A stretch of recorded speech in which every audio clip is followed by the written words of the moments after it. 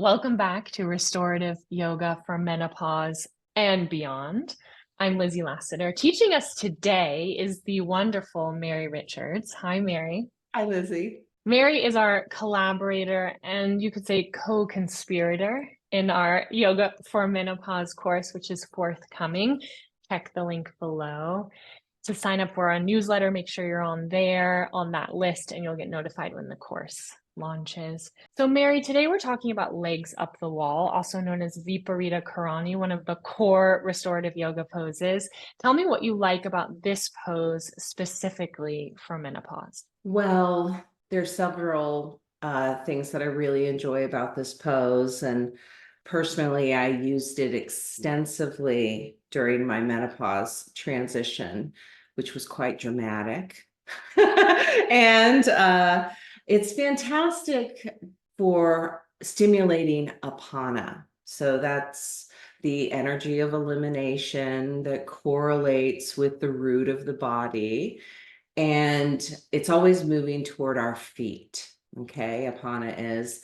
And when we are actively in menses, that's an act of apana. The bleeding is an act of apana.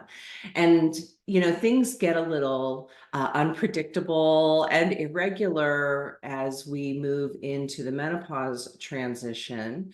And so to stimulate apana in a gentle way with legs up the wall can be really helpful. It helps relieve feelings of congestion in the pelvis. And I think that has, at a minimum, psychological benefits. Okay. The other reason why I like this pose is it's fantastic for reducing edema in the lower extremity, for reducing swelling in your legs, ankles, and feet. And we tend to experience edema just naturally throughout the day because we're interacting with gravity. But that also will experience an uptick in edema as we move into perimenopause, menopause, postmenopause.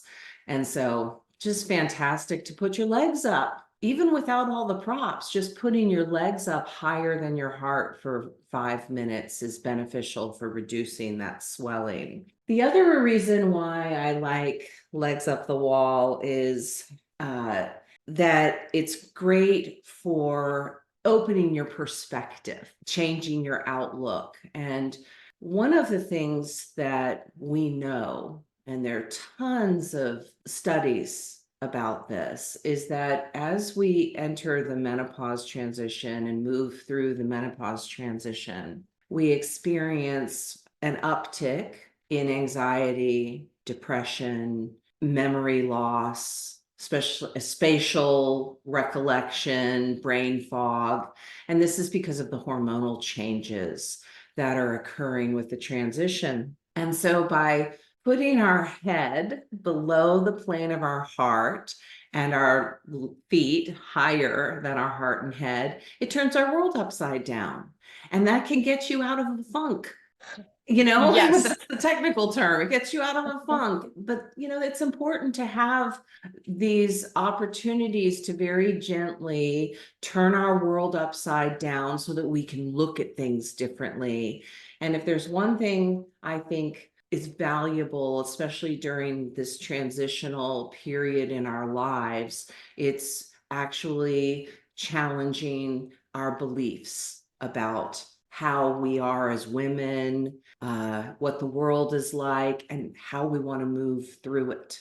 All right, I'm going to share my screen and show the pose. This is from Mama's wonderful book, Restore and Rebalance. I'll put the link below as well.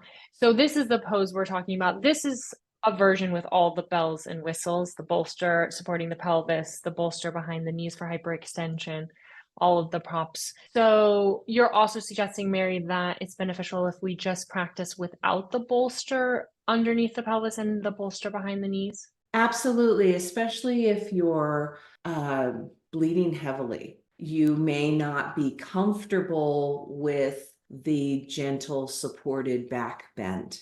Mm-hmm. You also may be really agitated and not want to mess with the props. And there's Mhm. value in simplicity. Sometimes we have a legs up the wall emergency. And, just put yourself down on the floor and put your legs up on your bed or over a chair or an ottoman or ideally up the wall.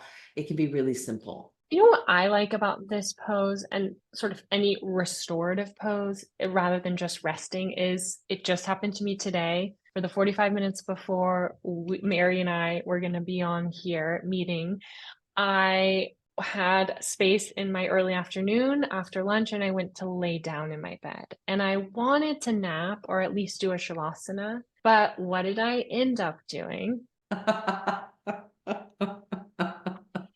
And for some reason, for me, the bed is a place that could happen, but it's much less likely to happen when I'm doing a restorative pose. I have a automatically different inbuilt relationship with my phone when I'm doing practicing restorative yoga because I have the eye cover, because the phone is like, usually I set a timer, but then it's on airplane, it's somewhere else. What do you think of that theory, Mary? Oh, let's face it, we are tethered to these devices, especially younger generations.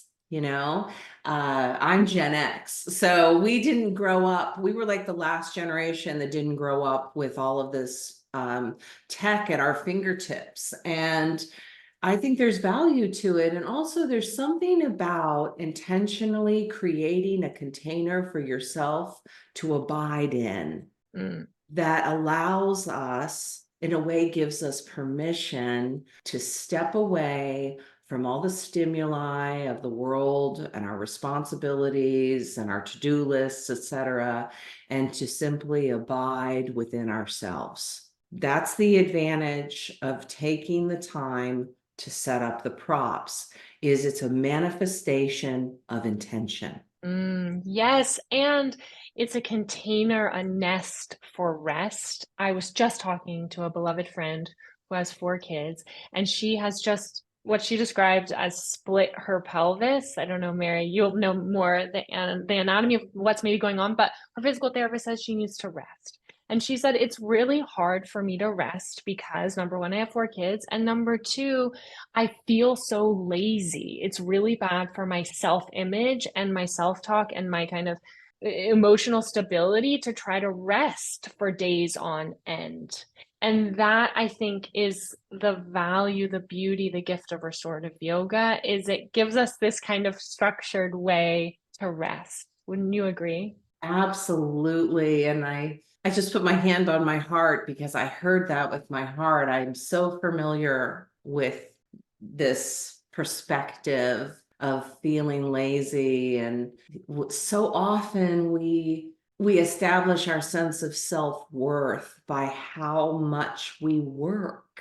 And how And much we serve and caretake, especially for women. yes, especially for women, especially when there are littles in the house, and it's so easy to put our family's needs ahead of our own. And, because we're the best person, for the job, right? And then it sets us up in this feedback loop of exhaustion and burnout. And that increases our risk factors for anxiety, depression, sleep disruption, hot flushes. Mm-hmm.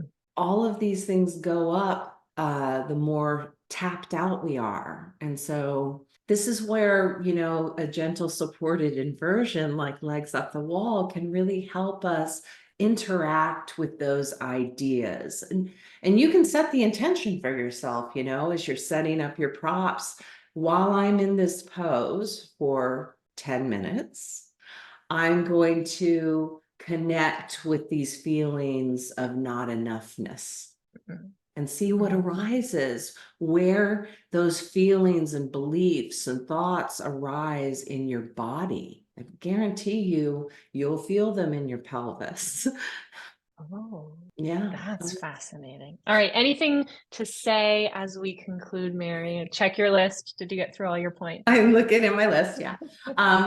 Yeah. The other thing is, about this pose, I do want to mention duration. Okay. We don't want to spend more than about 10 minutes, maybe 15 minutes in the pose, because your feet will go asleep. And so to avoid that pins and needles sensation, just set a timer. Yeah. Don't marinate for too long. Oh, good. Yeah, I like that about this pose. It's kind of like one of the restorative poses that has a big effect with 10 minutes. Yes, yes, absolutely. Okay, well, thank you so much for being here with us. Thank you, Mary, for teaching us. If you liked this video, please like and subscribe to my YouTube channel. Please leave a comment. What was your biggest takeaway from this session of our mini course, Restorative Yoga for Menopause? And make sure you're subscribed to the newsletter list. Namaste, Mary. Namaste, Lizzie.